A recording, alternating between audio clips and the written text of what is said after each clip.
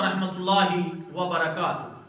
میرے محترم دوستو، جاہلیت کے 4 کام ابو مالک اشعری رضی اللہ تعالی عنہ بیان کرتے ہیں کہ اللہ کے رسول صلی اللہ علیہ وسلم نے فرمایا کہ جاہلیت کے 4 کام ایسے ہیں جنہیں میری امت کے لوگ ترک نہیں کریں گے۔ وہ 4 کام کون سے ہیں؟ نمبر 1، حسب و نسب اور خاندانی شرف و فضیلت پر فخر محسوس کرنا۔ نمبر 2، دوسروں کے نسب اور خاندان میں نقص اور عیب نکالنا اور طعنہ زنی کرنا۔ نمبر 3، ستاروں کے اثر سے بارش برسنے کا عقیدہ رکھنا۔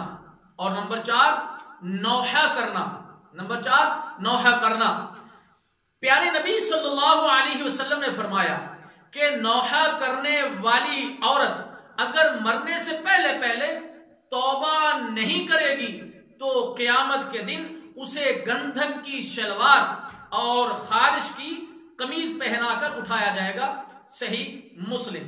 نوحہ کہتے ہیں کوئی شخص مرد یا عورت مر جائے تو اس پر آہو بکا کرنا، پیٹنا، اس پر اشعار کہنا اور اس کے پرانی باتوں کو یاد کر کے رونا، چیخنا، چلانا، اسی طرح جو ہے وہ بالوں کا کھول دینا، گریبانوں کا چاک کر دینا اور منہ کے اوپر، سینے کے اوپر جو ہے وہ تھپڑ وغیرہ مارنا، یہ ساری کی ساری چیزیں نوحہ کے اندر آتی ہیں۔ اللہ تعالیٰ جل شانہ سے دعا ہے کہ اللہ تعالیٰ امت مسلمہ کو اس سے بچنے کی توفیق عطا فرمائے۔ والسلام علیکم ورحمۃ اللہ وبرکاتہ۔